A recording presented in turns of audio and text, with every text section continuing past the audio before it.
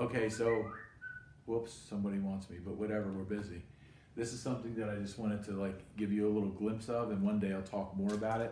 But you really need to pay attention if you can, if you've been lucky or fortunate enough to pay attention to the people that in your past, even if you need to go back and kind of dredge it up in your memory, that have made a good influence on you. So I was very, very lucky. I wound up in a place that I didn't want to be.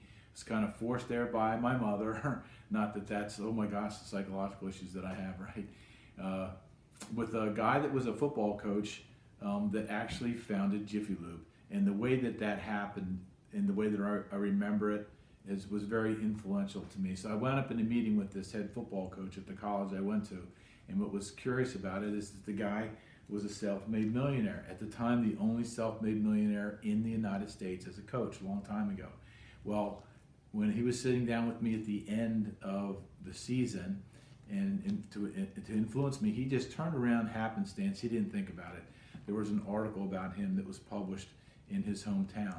Millionaire becomes coach. And what he did, becomes head coach, or becomes coach. So there's a whole thing about it. And one day I'll go over this, and it's a very interesting story. But what he did is he turned and he gave this to me, the article. And he said, hey, you can do anything that you want. And I remember walking out of that office and saying, that's right, I can do anything that I want. That was the influence. And I actually left the school and eventually came back. But he was right, you can do anything that you want. For over 30 years or so, I have kept this in my house as a reminder. He's made a very big influence on me. And I'm going to tell you later on about the visit that I had with him 2 years ago. And we're going to go back down, hopefully, and we're going to interview him. Hang on to things like this.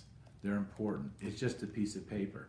It's the fact that he gave it to me, didn't even realize that he did, that's kept me grounded. So try to remember who the influences were in your life, if you're lucky enough, and embrace it.